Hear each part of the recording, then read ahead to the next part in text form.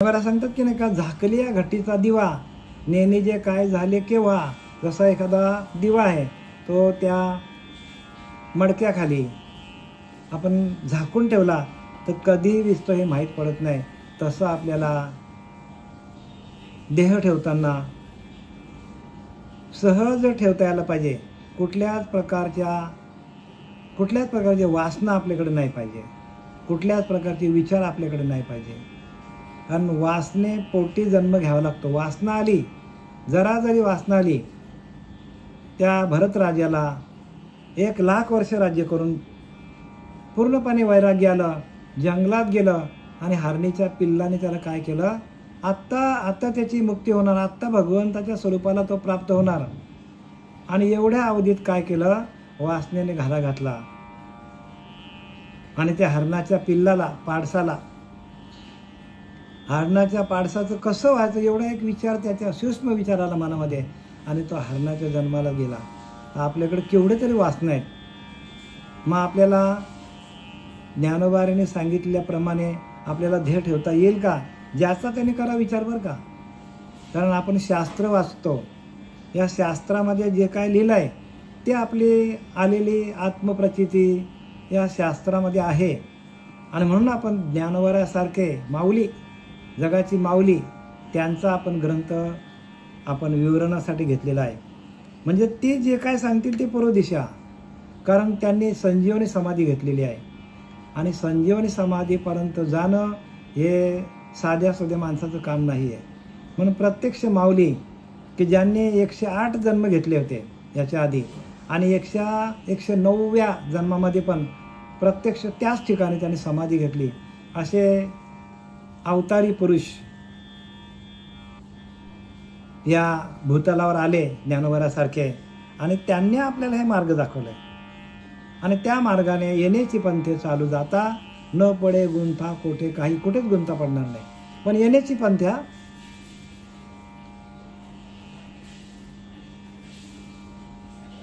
साधू संत एकांती बैसले,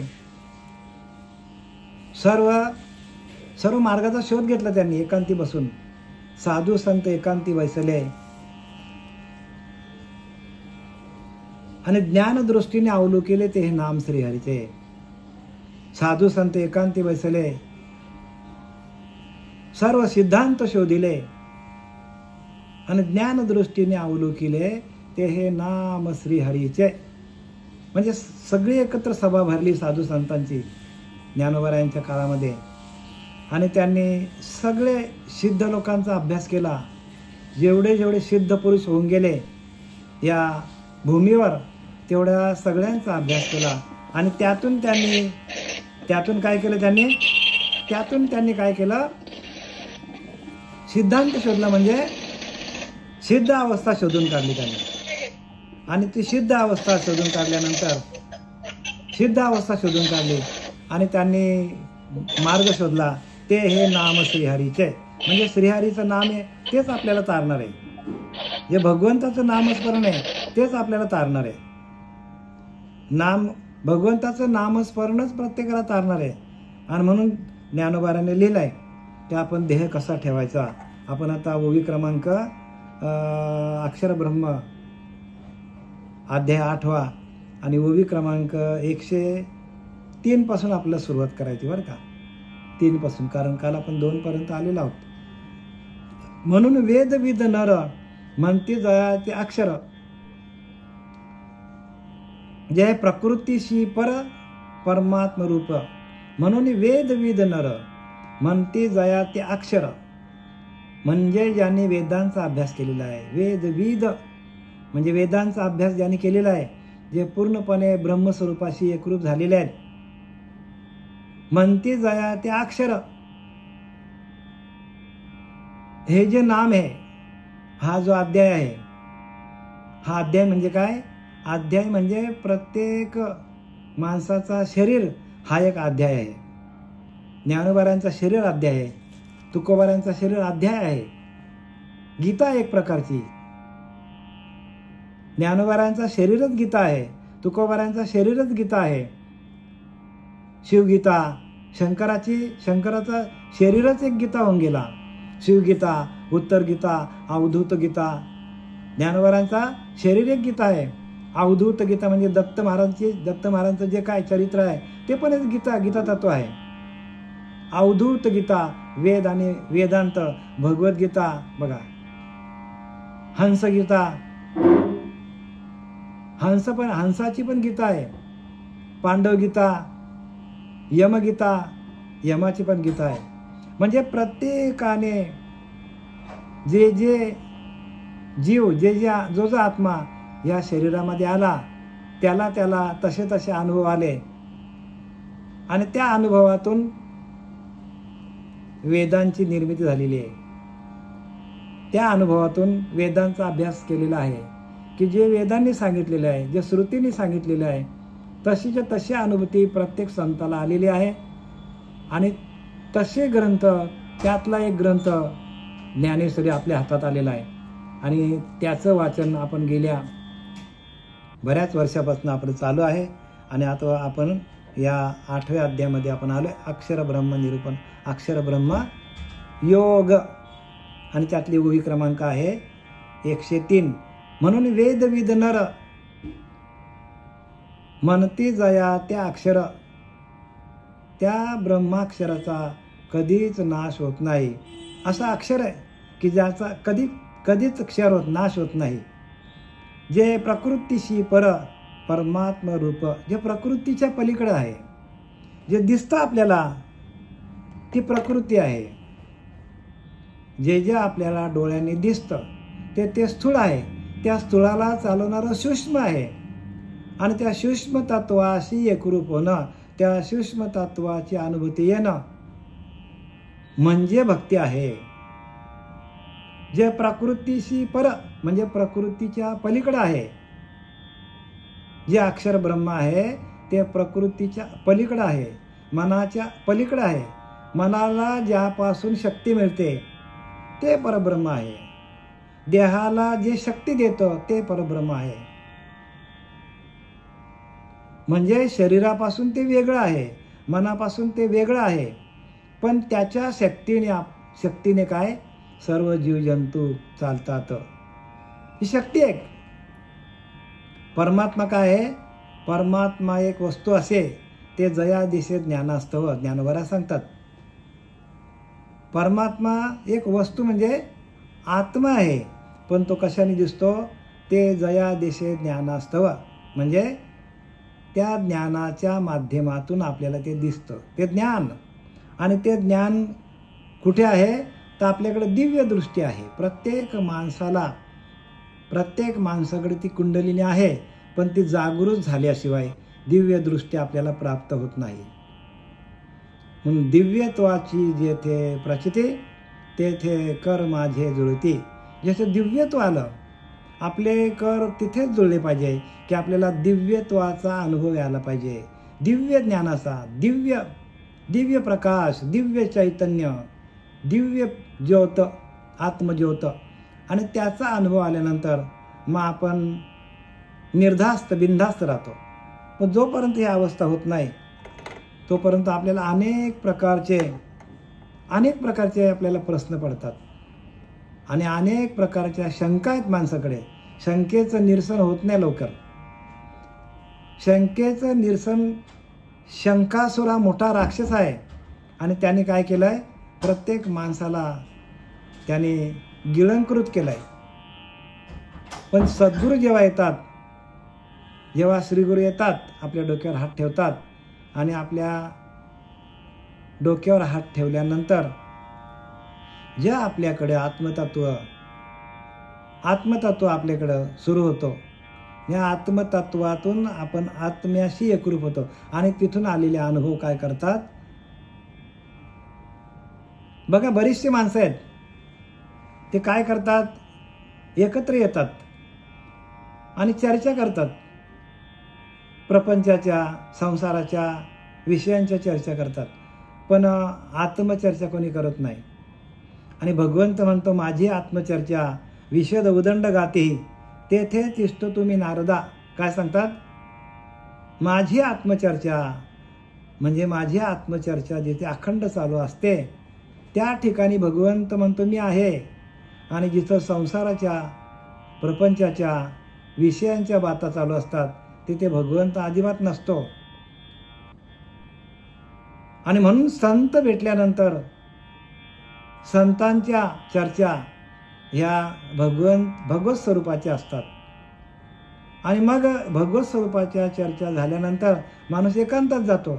आणि एकांतात गेल्यानंतर पण माणूस आपल्या स्वतःच्या मनाशी बोलत असतो.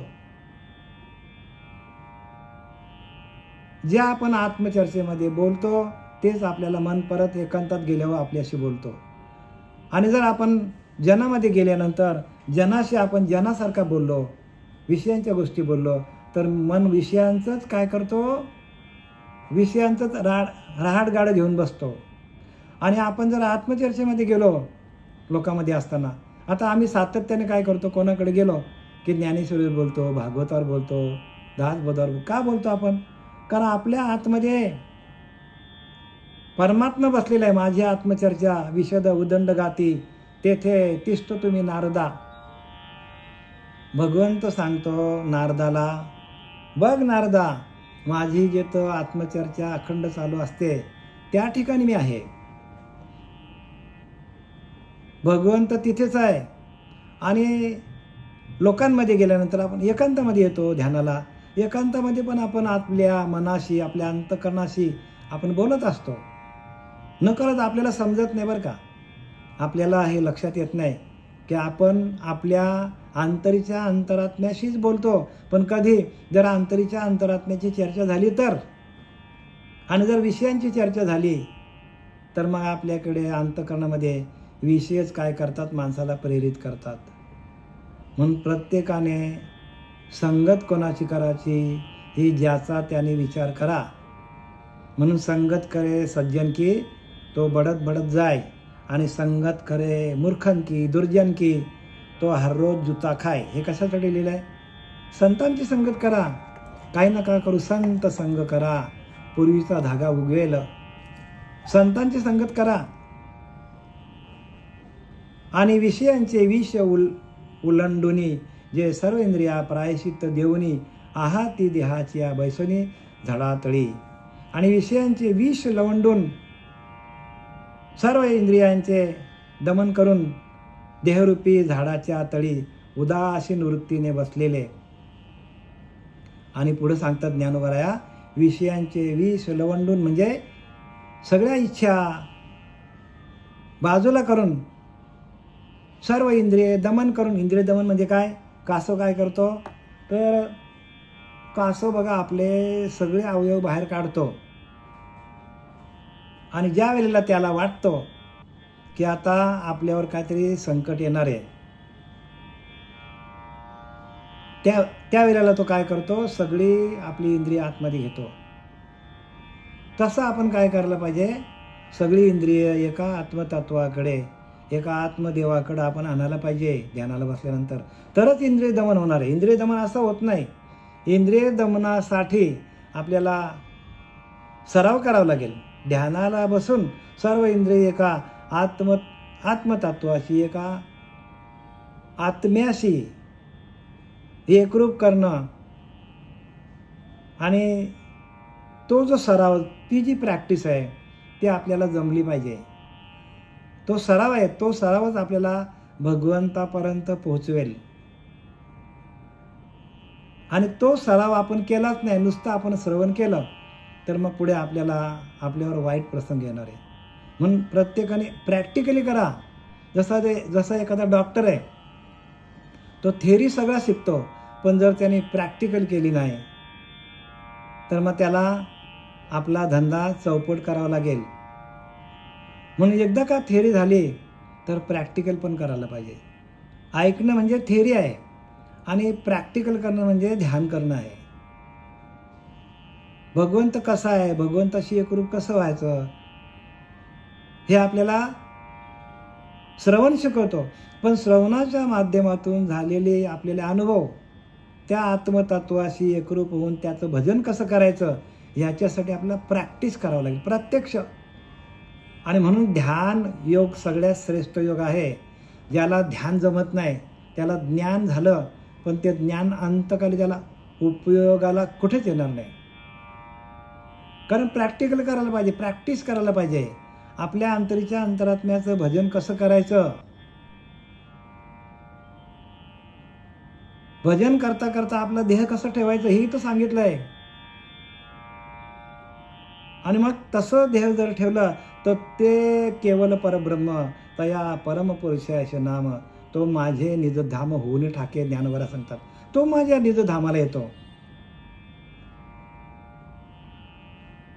निजधामाला कोण जातो? जो ध्यान करून प्रॅक्टिस करतो, सराव करतो. मूळाधार ते ब्रह्मरंध्र कसं जायचं, ब्रह्मरंध्र जाऊन स्थिर कसं व्हायचं, स्थितप्रज्ञ अवस्था म्हणतात त्याला. ज्ञानोबारांनी मागच्या एका अध्यायात लिहिलाय, तो काम सर्वथा जाय, जयाचे आत्मसंतोषी मन राहे, तोची स्थितप्रज्ञ होय पुरुष जान.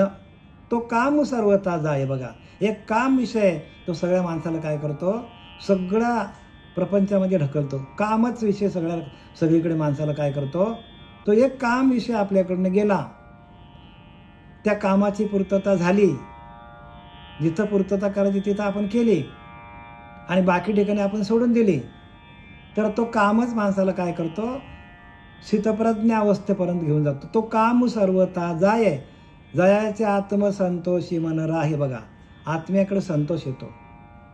जोपर्यंत काम वासना नाही तोपर्यंत आत्म्याकडे संतोष नाही, समाधान नाही, सुख नाही. आणि म्हणून ब्रह्मचर्य व्रत धारण करतात. कोण? संत ब्रह्मचर्यावर व्रत धारण करतात. का? ब्रह्मचर्य व्रतातूनच आपल्याला बरंच काय शिकता येतो, बरंच काय मिळवता येतो. जी गोष्ट आपल्याला 50 वर्षात मिळणार नाही ते आपण 5 वर्षामध्ये आपण कमवू शकतो. पण ब्रह्मचर्य व्रत असेल तर. म्हणून साधूंना लवकरच वैराग्य येतो, लवकरच देवाची प्राप्ती होते. आणि मग उरलेलं कार्य जे आहे ते जगाच्या कल्याणा, संतांच्या विभूती, देह कष्ट होते परोपकारी. देह कष्ट होतात ते स्वतः. का? जगाच्या कल्याणा म्हणजे जनाच्या कल्याणा. प्रत्येक जड जीवाला बाहेर काढण्यासाठी आपला देह झिजवत असतात संत, आणि म्हणून त्यांना संत म्हणतात. आणि विषयांचे विष ओलांडून बघा काय करतात, विषयांचे विष लवंडून. विषय काय? विषासारखे आहेत. विषय म्हणजे इच्छा आहे, आकांक्षा आहे, कामना आहे, भावना आहे, काम आहे, क्रोध आहे, लोभ आहे, हे सगळे विषय आहेत. असूया आहे. म्हणून विषयांचे विष ओलांडून काय लिहिलंय, विषयांमध्येच विष आहे. विष काय प्रत्यक्ष नाही, विष विषयांमध्ये आहे. कामामध्ये विषय, क्रोधामध्ये विषय.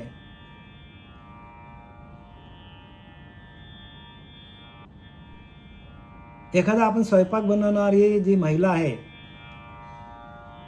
तर तिने आपल्या जेवणामध्ये जेवढा पाहिजे तेवढाच आपल्याला मिठाचा वापर करायचा. तिने जर एका डबा भरून टाकला तर काय होईल? तसं विषय घ्यायचे नाही का? सबळ विषय त्यागणे, शुद्ध कार्याकरण घेणे. जास्तीचे विषय टाकून द्या, कार्याकरणासाठी घ्या प्रत्येक विषय.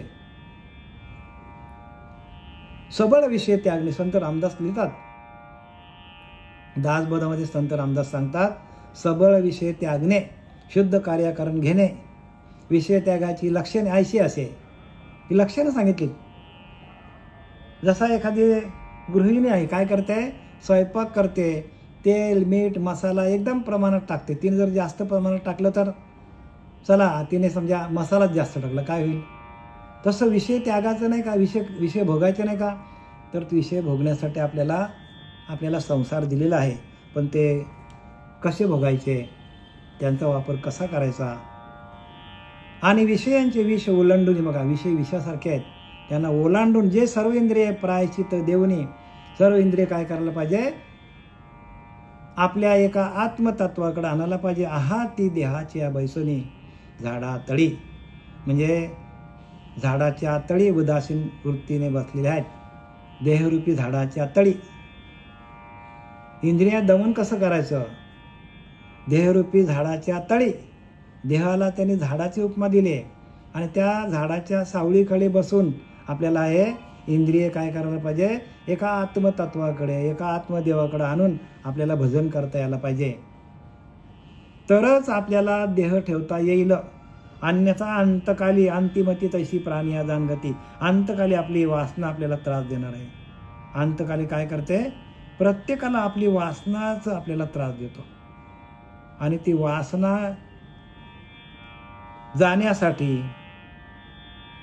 जाण्यासाठी काय करायला पाहिजे, तर आपली इंद्रिय शीतल व्हायला पाहिजे. आणि इंद्रिय शीतल झाली तर आपला ध्यान लागतो.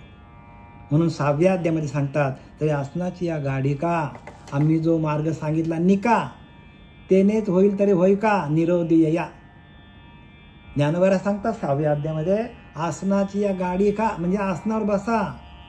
6व्या अध्याय आसन कसं घ्यायचा 6व्या अध्यायामध्ये आपल्याला सांगितलेलं आहे. आणि त्या आसनावर बसून आपण ध्यान कसं करायचं आहे ज्ञानोबाने सांगितलेलं आहे. आम्ही जो मार्ग सांगितला निका, खरा मार्ग सांगितला आम्ही निका म्हणजे खरा, प्युअर, निर्मल. इंद्रिय दमन कसे करायचे त्या आसनावर बसूनच शिकता येतो. ऐकून नाही बरं का, तीर्थयात्रेला जाऊन नाही, मंदिरात जाऊन नाही, ध्यान करावं लागेल तुम्हाला. ध्यानाच्या माध्यमातून तुमची इंद्रिय शांत होतात, शीतल होतात. आणि एकदा का इंद्रिय शांत झाली, शीतल झाली, इंद्रियांकडे निर्मलता आली, तरच आपल्याला ज्ञान शोधत येईल. आणि इंद्रियच आपण दमन केली नाही, त्यांना आपण सोडून दिले वाऱ्यावर. इंद्रियांना सांगितलं चला आपण मांसाहार करा, ज्ञान येईल का आपल्याकडे?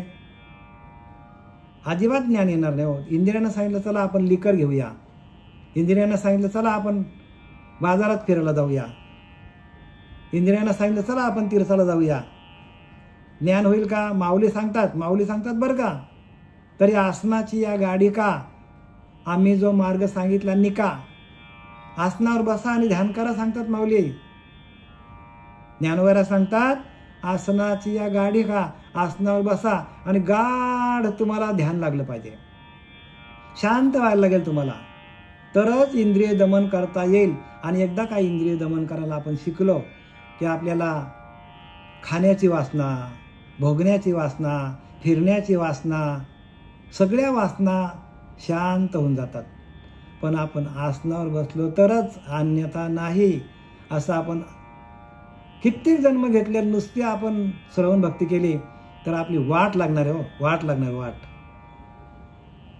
खरोखर आपल्याला वाटच भेटणार नाही. कारण गुरु दाविल्या वाटा, गुरु काय आतल्या वाटा दाखवतो, बाहेरच्या वाटा दाखवायला गुरुची गरज लागत नाही. आपले डोळे धडधाकट आहेत, आपल्याला कोणाचीच गरज नाही बाहेरच्या वाटा बघायला. तीर्थाला जायला कशाला गुरु पाहिजे? सगळं दिसतो आपल्याला हो. म्हणजे दिसत नाही ते काय, दिसत नाही ते परमतत्व आहे.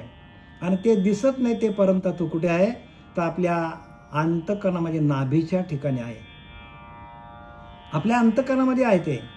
पण आपल्याला दाखवणारा श्री गुरु जोपर्यंत जीवनात येत नाही, इंद्रिय दमन करत नाही, तोपर्यंत आपल्याला अनुभूती येणार नाही. अनुभूती येण्यासाठी काय करावं लागेल? आसनावर बसावं लागेल, ध्यान करावं लागेल. त्याशिवाय हे ज्ञान प्राप्त होणार नाही बरं का. प्रत्येकाने ध्यानात घ्या. आम्ही आज इथपर्यंत तुम्हाला सांगायला का आलो? आम्ही 3-3 तास ध्यान केलं, दिवसभर ध्यान केलं. आणि ध्यानातून ते ज्ञान आपल्याला शोधत येतो. आपल्याला ज्ञानाकडे जायची गरज लागत नाही. ज्ञानोबा कोणत्या शाळेत गेले, तुकोबराय कोणत्या शाळेत गेले, जनाबाई कुठल्या शाळेत गेले, त्यांचं ज्ञान आपल्याला, जो एक PhD केलेला माणूस आहे, जो डॉक्टर आहे, वकील आहे, इंजिनियर आहे, त्यांना समजत नाही. विचार करा, मग हे ज्ञान आलं कुठनं? तर ज्ञान येतो ध्यानातून. ज्ञान ये जे भेटी ध्यानाची या, ध्यानाच्या भेटीतून माणसाला ज्ञान येतो, आपोआप येतो. कुठं जायची गरज लागत नाही. पण ते आपण करत नाही ना, करायला पाहिजे. सर्व इंद्रियांचे दमन करून देहरूपी झाडाच्या तळी उदासीन वृत्तीने बसलेले सर्व इंद्रियांचं काय करायला पाहिजे? दमन करायला, इंद्रिय दमन करायला पाहिजे. म्हणून लिहिले की नाही, डोळे घ्या हो तुम्ही सुख, डोळे घ्या हो तुम्ही सुख, माझ्या विठ्ठलाचे रूप, डोळे घ्या हो तुम्ही सुख. म्हणजे डोळ्यांना सुख कधी मिळेल? जो आपल्या आतमध्ये बसलेला आहे, विठ्ठल आहे, त्या विठ्ठलाचं भजन केलं तरच आपल्याला त्या डोळ्यांना सुख मिळेल. बाहेरच्या मूर्त्यांना बघून आपल्याला सुख मिळेल, पण त्याहीपेक्षा कित्येक पटीनं आपल्याला आतमध्ये, आतल्या आपल्या संपूर्ण अंतःकरणामध्ये, अंतःकरणाचा शोध घेतला तर कित्येक गुणे आपल्याला, कित्येक पट्टीने आपल्याला सुख मिळेल. नाना व्रते, नाना दाने, नाना योग तीर्थाटने, त्याहून कोटी गुणे महिमा आत्मज्ञानाचा. संत रामदास सांगतात, नाना व्रते, अनेक प्रकारची व्रत केली, नाना दाने, सगळ्या प्रकारचे दान केले, गायी दान केल्या, म्हशी दान केला, पैसा दान केला, जमीन दान केला, नाना योग तीर्थाटने, अनेक प्रकारचे योग केले, अष्टांग योग केले, सर्व तीर्थ फिरले, तीर्थाटने, सर्व प्रकारची तीर्थाटने केले, त्याहून कोटी गुणे महिमा आत्मज्ञानाचा. आत्मज्ञानाचा महिमा कोटी गुणाने मोठा आहे. आणि तो आत्मज्ञान आपल्याला देणारे आपले सर्वात लहान वयात असलेले आपले माऊली ज्ञानोबराया, हे आपल्याला त्यांनी दिलेलं आहे. पण त्याचा करण्यासाठी तसा गुरु मिळाला पाहिजे आपल्याला. आपल्याला जर तसा गुरु मिळाला नाही तर मग आपल्याला इथे कोणाचे बा काय गेले, आपले आपण अनहित केले, आपल्याच हातातून आपला अनहित होतो. ते या परी विरक्त, ओळी क्रमांक 105, ते या परी विरक्त, जयाची निरंतर वाट पाहत, निष्कामाशी अभिप्रेत सर्वदा जे. विरक्त पुरुषी ज्याची नेहमी वाट पाहत असताना व जे नेहमी निरीच्छ लोकांना आवडते. आता इथे काय सांगितलंय, जो विरक्त आहे पुरुष कसा पाहिजे? विरक्त म्हणजे वैराग्य पाहिजे माणसाकडे. याच्यासाठी ध्यान करण्यासाठी वैराग्य पाहिजे. ज्याच्याकडे वासना भरपूर आहेत, ज्याच्याकडं इच्छा भरपूर आहेत, ज्याला असं वाटतं हे करावं ते करावं, त्याला हे ज्ञान प्राप्त होणार नाही. विरक्ती पाहिजे. म्हणून तरी विरक्ती वाचुनी काही, ह्या ज्ञानास तज्ञेच नाही, ज्ञानोबराय सांगतात. विरक्ती नाही तर हे ज्ञान टिकणार नाही. ते या परी विरक्त, जयाची निरंतर वाट पाहत. जे विरक्त पुरुष आहेत, ज्यांच्याकडं वैराग्य आहे, असेच पुरुष काय करतात? निष्कामाशी अभिप्राय होतो. त्यांच्याकडे कुठलीच कामना नसते, कुठलीच कामना नसते, आणि त्यांच्याकडे कुठल्याच इच्छा नसतात. आणि त्याच पुरुषांना आपल्याला ध्येय ठेवताना त्रास होत नाही. आणि ज्याच्याकडे वासना भरलेल्या आहेत, कसं व्हायचं माझ्या मुलाचं, कसं व्हायचं माझ्या नवऱ्याचं, कसं व्हायचं प्रॉपर्टीचं, जे करत बसले ना अंतकाली, मग आपल्याला त्रास देणारे वासना आपल्या आतमध्येच आहेत आणि त्याच आपल्याला त्रास देतात. त्रास देणाऱ्या काय? आपल्या वासना, ज्याच्या त्याच्या वासना आहेत बरं का, ज्याच्या त्याच्या वासना आहेत. आणि त्या वासना आपण स्वतः चेक करून घ्या. आपल्याकडे वासना आहेत का? आपल्याकडे भजन चालू आहे का? आपण प्रपंचाचा विचार करतो का? आपण परमार्थाचा विचार करतो? ज्याचा त्याने ठाव घ्या अंतःकरणाचा. वैभव कांता, कांचन कांता, जयास वाटे वमन, अंतरी लागले ध्यान भगवंताचे. वैभव कांता आणि कांचन, जयास वाटे वमन, याला वैराग्य म्हणतात. कितीही वैभव आलं तरी भोगण्याची इच्छा नाही. कांता म्हणजे आपली धर्मपत्नी, कांचन म्हणजे आपल्याकडं हिरे माणिक मोती सोना नाना गाडी बंगला असेल. वैभव कांता कांचन जयास वाटे वमन, वमन म्हणजे उलटीसारखं वाटलं पाहिजे. अंतरी लागले ध्यान भगवंताचे, भगवंताचं ध्यान आतमध्ये लागला ते सगळं उलटीसारखं वाटतं माणसाला. हे ज्ञानवर, हे रामदास स्वामींनी लिहिले बरं का. वैभव कांता कांचन जयास वाटे वमन, अंतरी लागले ध्यान भगवंताचे. भगवंताचं ध्यान आतमध्ये लागल्यानंतर माणसाला हे सगळं तुच्छ वाटलं पाहिजे. सगळं काय वाटलं पाहिजे प्रत्येक माणसाला. प्रत्येक माणूस इथंच अडकलाय. संसारातल्या ज्या गोष्टी दिसतात आपल्याला, जे नाशिवंत आहे त्याच्या मागे माणूस लागलाय, आणि जे शाश्वत आहे त्याच्या मागे कोणी लागलेलं नाही. म्हणून काय करायला पाहिजे, प्रत्येकाने शाश्वताकडे वळा. तो शाश्वत परमात्मा आपल्या आतमध्ये आज पण आहे. याच्या आधी पण तोच होता, याच्यानंतर पण तोच असणार परमात्मा आपल्या जोडीला येतो. आपला अंतरीचा अंतरात्मा आजही आहे. याच्या आधी तो कुठं होता, आजही आपल्याकडे आहे, याच्यानंतर पण तो असणार. मग तो जर कुत्र्या माजरात गेला तर,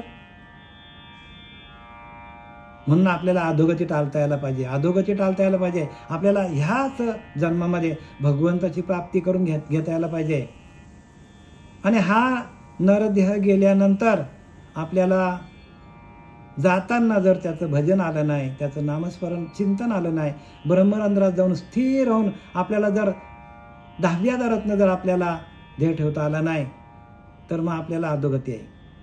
हे सांगतो ज्ञानोबा येते बरं का. जडजडा ते विरवतो, मृलतामध्ये संचरतो, जैसा घंटा नादलयस्तु घंटेशीच होय, का झाकलिया घटीचा दिवा, नेने जे काय झाले केव्हा, या रीती पांडवा जो देह ठेवी तो केवळ परब्रह्म, तया परमपुरुषायश नाम, तो माझे निज ध्याम होऊन टाके. बघा, त्यासाठी लिहिलंय बरं का 10वा श्लोक.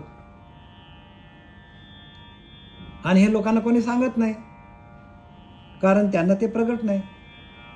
आणि आपण जो गुरुमान जया मानला देव तो पूजित आहे, परिदेव शोधून कोणी न पाहे. जया मानिला देव तो पूजित आहे, परिदेव शोधून कोणी न पाहे. तिन्ही लोक जेथून निर्माण झाले, तया देवरायाशी कोणी न बोले. बघा, समर्थ रामदासांनी एकदम स्वच्छ सांगितलंय, एकदम पारदर्शक सांगितलंय की ज्या भगवंताने मृत्यूलोक, पाताळ लोक आणि स्वर्गलोक निर्माण केला, त्याला तुम्ही देव म्हणावं. तिन्ही लोक जेथून निर्माण झाले, तया देवरायाशी कोणी न बोले. त्याला कोणी देव म्हणत नाही. देव त्याला म्हणा. उदकाची सृष्टी केली, स्तंभे विन उभारली, अशी विचित्र कला केली या नावदेव. बघा, व्याख्या करतात. कोण व्याख्या करतात? समर्थ रामदास. उदकाची सृष्टी केली. हो, उदक म्हणजे पाणी. आई वडिलांच्या एका एका थेंबापासून आपली उत्पत्ती झाली. उदकाची सृष्टी केली. बघा, आईचं वीर्य आणि वडिलांचं वीर्य एकत्र आले आणि त्यातून ही संपूर्ण आपला देह निर्माण झाला, ही सृष्टी निर्माण झाली. उदकाची सृष्टी निर्माण केली, स्तंभे विन उभारली. बघा, एवढा मोठा देह आहे का कुठे लावले का? आपल्याला कुठे, आपल्याला कुठेतरी आजूबाजूला कुठे काय आपल्याला सपोर्ट दिले का? नाही हो. स्तंभे विन उभारली, अशी विचित्र कला केली. बघा, आपल्याला विचित्र कला देवाने आपल्याला बनवलाय. हा देह देवाने बनवला आपल्याला. आणि ज्या देवाने आपण बनवलाय, ज्या देवाने आपल्याला बनवलाय, त्या देवाचीच आपल्याला ओळख नाही. म्हणजे आपण किती मूर्ख आहोत बघा. प्रत्येक माणूस हा मूर्ख आहे. स्वतःला कुठून आलोय, काय आलोय, कुठं जाणार आपण, याचा विचार प्रत्येकाने करा ना.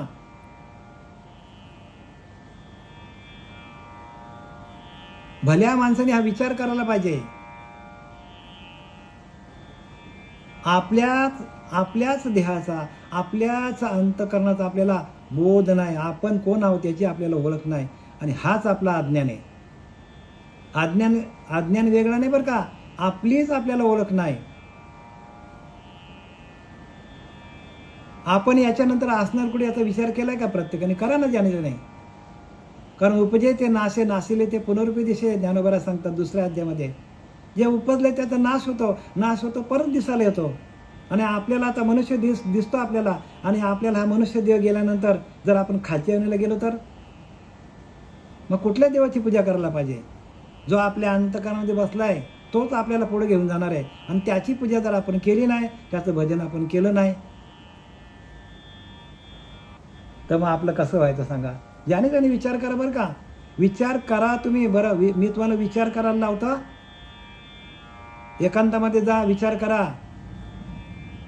कारण सारासार विचार हरिपाठ सांगतात. विचार करा हरिपाठावर. हरिपाठ हा नामसूत्र ग्रंथ आहे, संपूर्ण नामावरतीच बोललेला आहे. आणि ते नामच आपल्याकडे नसेल प्रत्येक ग्रंथ नामाशिवाय बोललाच नाही.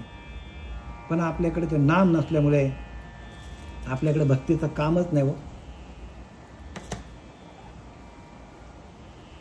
तया परी विरक्त जयाची निरंतर वाट पाहत, निष्कामासी अभिप्रेत सर्वदा. जे विरक्त पुरुषी ज्याची नेहमी वाट पाहत असतात व जे नेहमी निरीच्छ लोकांना आवडते, ज्याच्याकडे कोणत्याच प्रकारची इच्छा नसेल, असा माणूस प्रयाणकाली भगवंताला जाऊन भेटतो. आणि जरा जरी आपली वासना आली परत आपल्याला मनुष्य देणे बरं का, मनुष्य देणे मिळत नाही नंतर. समर्थ रामदासांनी लिहिले, हा नरदेह पडता पुन्हा पाविजे मागुता. आपल्याला असं वाटतं आपल्याला परत देह मिळेल, तर समर्थ रामदास सांगतात, हा नरदेह पडता पुन्हा पाविजे मागुता, ऐसा मनी विचार धरता. लाज वाटत नाही का सांगतात. शिवी घातली बघा आपल्याला, समर्थ रामदासांनी शिवी दिली आपल्याला. लाज वाटत नाही का. कोण्या पुण्याचा संग्रह पाविजे नरदेह. काय पुण्य केलं आपण सांगतात. काय पुण्य काय केलं आपण. पुण्य तेच आहे हरिमुखे म्हणा, हरिमुखे म्हणा, पुण्याची गणना कोण करे. अखंड चिंतन विठोबाचं चाललं पाहिजे, तरच आपल्याला सुटका आहे. अन्यथा कोणालाही सुटका नाही. ते जसा या द्वैतामध्ये लौकिकामध्ये एखाद्याने गुन्हा केला तर त्याला फाशीवर चढवला जातो, त्याला सजा भोगायला जावं लागतो. तसे आपल्याला सजा आहे. आपल्याला पण आपल्याला नियम लावून दिलेला निसर्गाने, आणि त्या नियमातच चालावं लागेल आपल्याला. नियमाच्या बाह्य आपण कुठलाही कार्य केला, बघा भगवंत सृष्टी नेहमीच चालवते की ना. बघा भगवंत पाऊस वेळेवर पाडतो, ऊन व्यवस्थित देतो, थंडी पाडतो, आपल्याला सगळी पिकं तयार करतो आपल्यासाठी. भगवंताला नियम आहेत. समुद्र आपल्या आतमध्ये येतो का बघा, समुद्राच्या लाटा त्या तिथपर्यंतच थांबलेल्या आहेत. प्रत्येक गोष्टीला नियम आहे. आणि आपण नियमाचं उल्लंघन केलं तर आपल्याला काय करावं लागेल, आपल्याच कर्माचं फल आपल्याला भोगावं लागेल. म्हणून प्रत्येकाने नियमात राहा आणि शास्त्र वाचा. शास्त्र वाचल्याशिवाय काही करणार नाही. जयाची आवडी न गणिते ब्रह्मचर्याची साकडे, निष्ठुर होऊन बापुडे इंद्रिय करीते. ज्याच्या आवडी करता योगीजन ब्रह्मचर्यादी संकटे जुमानीत नाहीत. ज्या प्राप्तीसाठी, या भगवंताच्या प्राप्तीसाठी योगीजन, जे योगी लोक आहेत ते ब्रह्मचर्यादी संकटे जुमानीत नाही. म्हणजे ब्रह्मचर्य व्रत धारण करतात. बघा संपूर्ण इंद्रियांवर काय करतात, विजय मिळवतात. जाईत रे जाईत म्हणून निशाण ध्यानाचे लागते. ध्यानाचं निशाण कधी लागेल, सगळ्या इंद्रियांना जिंकलं तर. आपण इंद्रियांना जर आपण ढिले सोडून दिले, इंद्रिय वाटेल तिकडे पळायला लागले, ते भगवंताची प्राप्ती होईल का.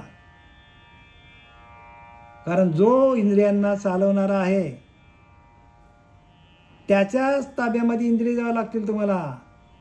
जो तुम्हाला चालवणारा अंतरीचा अंतरात्मा आहे त्यालाच तुम्ही शरण जायला पाहिजे. बाहेरच्या देवांना शरण जाऊन इंद्रिय थांबणार नाहीत. कारण देव एकच आहे, इथे सांगितलंय. आपला तो एक देव करून घ्यावा. एक आपल्याकडे तो एकच आहे.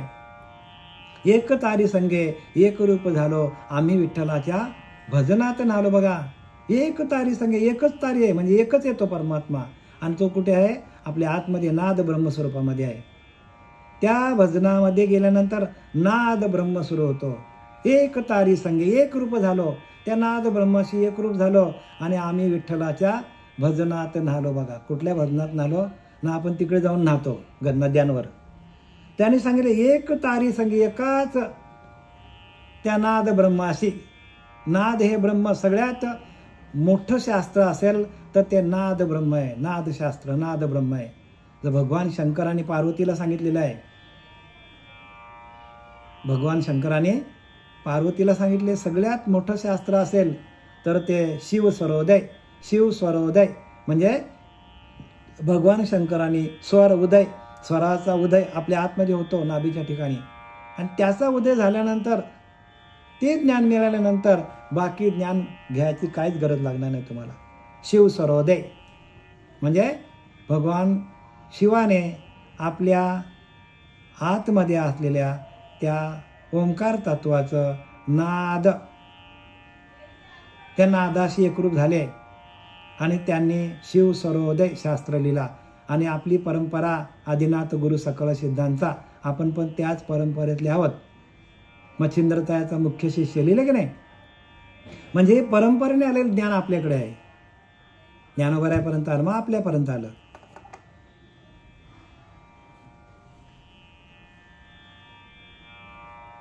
ऐसे जे पद दुर्लभ, ऐसे जे पद दुर्लभ आणि आघाद, जयाची थडिये वेद चुबू कळिले ठेले. असे जे दुर्लभ पद, ज्याचा अंत नाही व जे वेदालाही जाणता आले नाही. बघा, हे दुर्लभ पद आहे.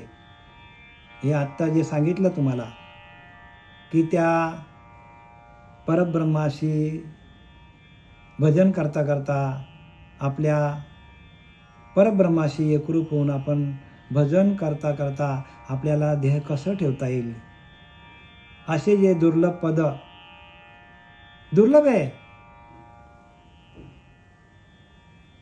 आहे तरी परम सुगम, परंतु जनाशी झाला दुर्गम. का जायचे चुकले वर्म, सत्समागमाकडे. संत रामदास सांगतात, आहे तरी परम सुगम, एकदम सोपा आहे हा योग, एकदम सोपा आहे तरी परम सुगम. परम म्हणजे आधी अनादी काळापासून आलेला एकदम सोपा आहे. सोपा मंत्र, सोपा एकदम. परी जनाशी झाला दुर्गम, लोकांपासून लांब गेलो. का जयाचे चुकले वर्म चुकले.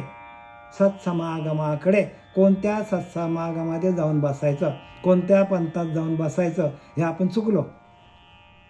म्हणून आदिनाथ गुरु सकळ सिद्धांचा,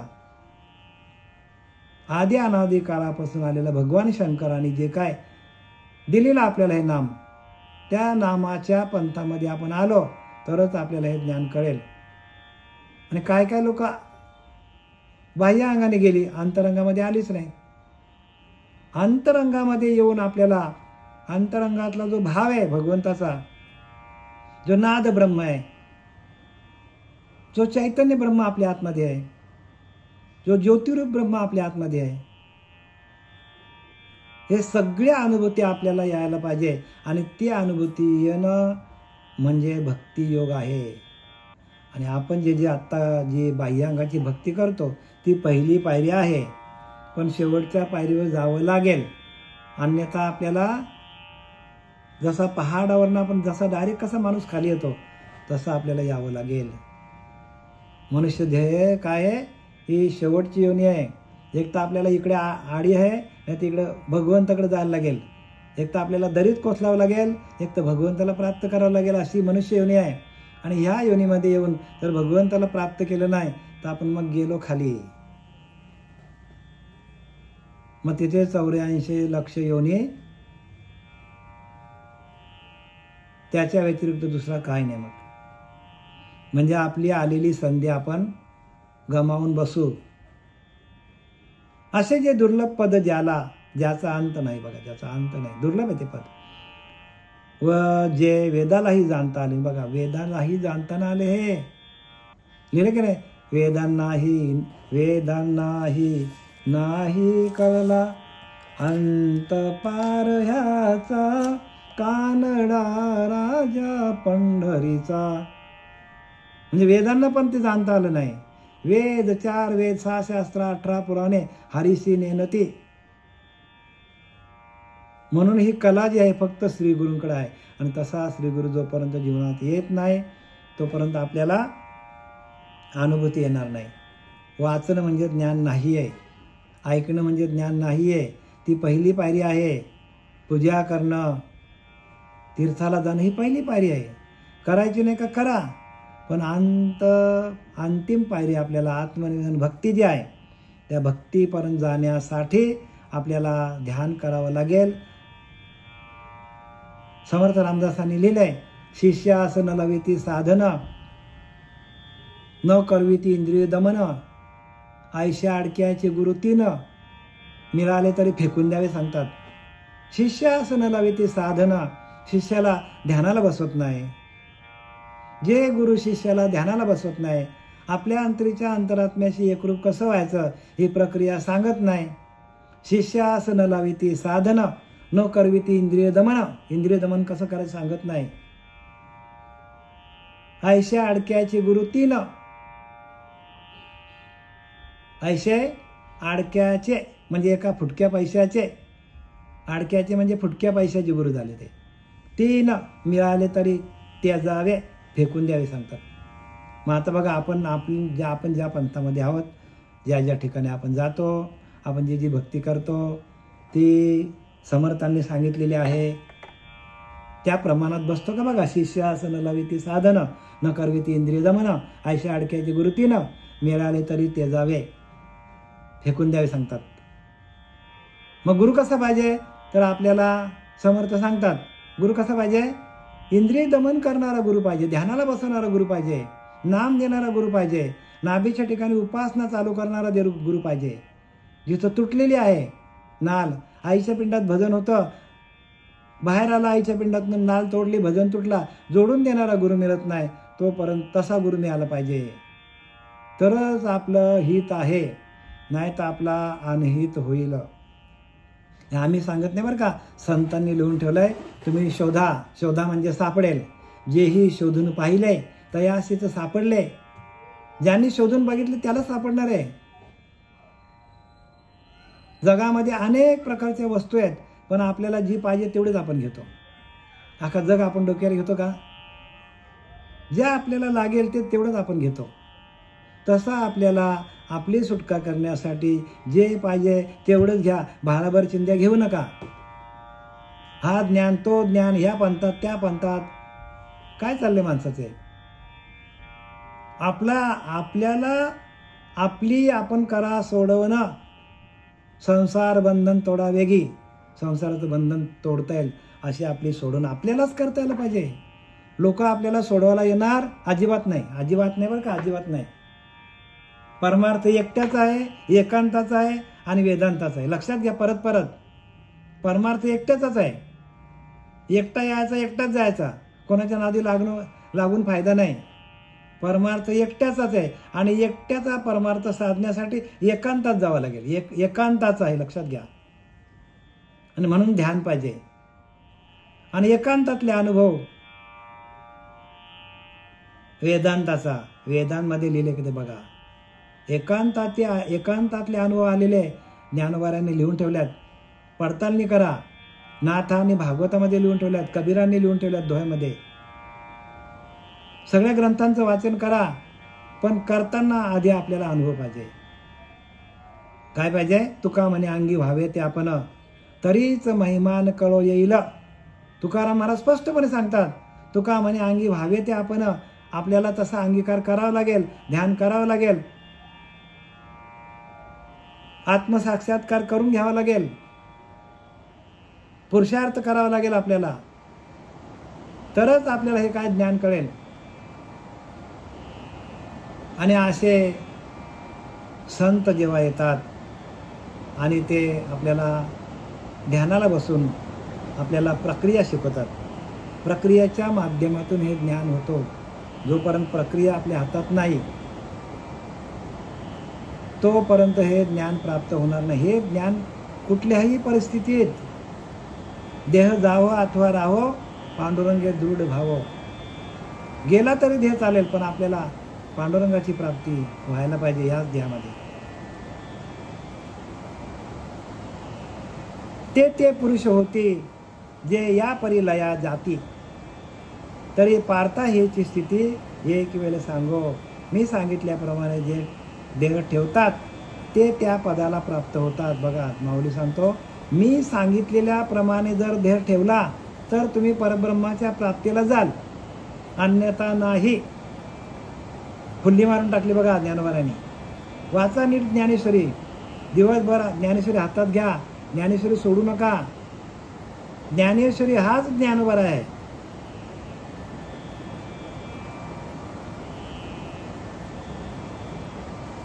मी सांगितल्याप्रमाणे जे देह ठेवतात ते त्या पदाला प्राप्त होतात. म्हणून पार्था त्याचबद्दल आणखी एकदा तुला सांगतो.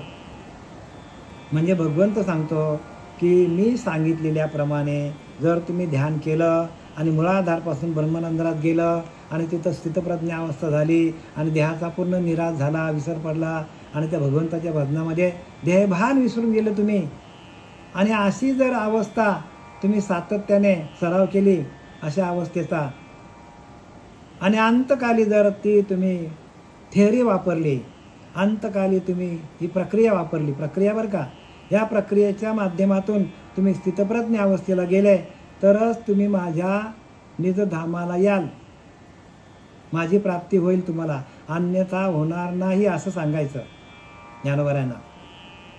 काय सांगायचं? ही अवस्था ऐशी आवडता अवस्था न जोडता पार्था, जे जिजे तेची सर्वता दुःख, किंबहुना सोय जीव आत्मया लाय, तेथ जेव होय तया नाम सुख.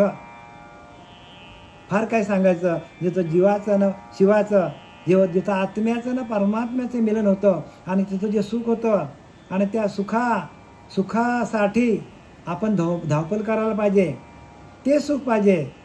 सुखा लागी करीशी तळमळ, तरी तू पंढरीशी जाई एक वेळ, मग तू अवघाच सुख रूप होशी, जन्मोजन्मीचे दुःख विसरशी. काय लिहिलंय? जन्मोजन्मीचं दुःख विसरतो माणूस, पण आपण कुठं जातो? आपण त्या पंढरीला जातो. काया ही पंढरी, आत्मा हा विठ्ठल, नांदतो केवळ पांडुरंग. म्हणजे ह्याच देहामध्ये आपल्याला, ह्याच देहामध्ये तो विठ्ठल आहे, ह्याच देहामध्ये तो पांडुरंग आहे, आणि त्याच्याशी एकरूप होऊन आपण त्याचं भजन करता करता त्या भजनानंदामध्ये आपल्याला ध्येय ठेवता आलं तरच आपल्याला भगवंताची प्राप्ती आहे. त्या झाकल्या घटीचा दिवा, नेहमी जे काय झाले केव्हा, ह्या रीती पांडवा जो देह ठेवी तो केवळ परब्रह्म, तया परमपुरुषायचे नाम, तो माझे निज ध्यान होऊन टाके. बघा, ही अशी प्रक्रिया आहे, आणि प्रक्रियेच्या माध्यमातून आपल्याला भगवंताला प्राप्त करून घेता येतो बरं का. परत परत लक्षात घ्या काय लिहिलं ते बघा ज्ञानोबारांनी, आणि आपण चाललोय कुठे? ज्याची त्यांनी करा सोडवण, ज्यानी त्यांनी बरं का, ज्याचं त्याचं प्रांत आहे. आम्ही फक्त सांगायचं काम करू तुम्हाला, आणि हे खरं आहे ते सांगतो तुम्हाला. ज्ञानोबाराच्या भाषेत सांगतो, तुका म्हणे अंगी व्हावे ते आपण. तुकाराम महाराज सांगतो, याच्यासाठी आपल्याला संतांचा अंगीकार करावा लागेल. डॉक्टर होऊनच डॉक्टर आपल्याला इंजेक्शन मारायचा अधिकार असतो, डॉक्टर होऊनच आपल्याला गोळ्या द्यायचा अधिकार असतो, वकील होऊनच आपल्याला कोर्टामध्ये आपल्याला सनद घेऊन जावं लागतो. तसं संत होऊनच संतांचं ज्ञान सांगता येतो. झालेली सेवा आपले सच्चिदानंद सद्गुरू श्रीपाद बाबा, सच्चिदानंद सद्गुरू पांडुरंग देवकर बाबा, रामदास बाबा, नारायण बाबा, नाना बाबा यांच्या चरणी समर्पित करीत आहे. पुंडलिकावर दे श्री हरिविठ्ठल पंढरीनाथ भगवान की जय. माऊली ज्ञानेश्वर महाराज की, जगद्गुरु तुकाराम महाराज की जय. शांती ब्रह्म एकनाथ महाराज की जय. अवधूत चिंतन श्री गुरुदेव दत्त. जय हरी सगळ्यांना, जय हरी.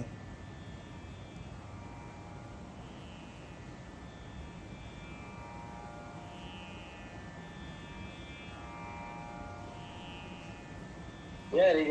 जय हरी.